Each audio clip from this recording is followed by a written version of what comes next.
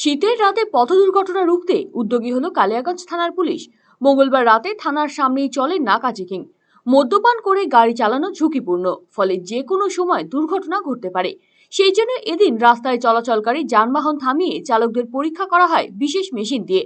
কালিয়াগঞ্জ থানার traffic OC বিপুল দত্ত সহ অন্যান্য আধিকারিকেরা উপস্থিত ছিলেন নাকা চেকিং এ। লরি, ছোট পিকআপ ভ্যান ছাড়াও বাইক চালকদেরও এদিন পরীক্ষা করা হয়।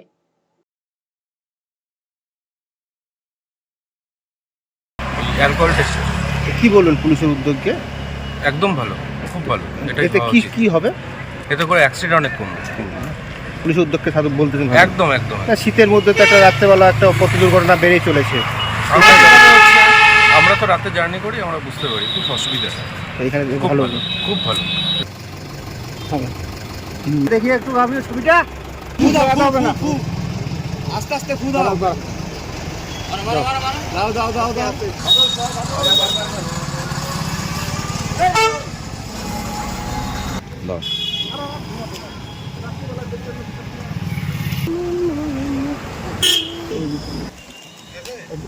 ভালো করে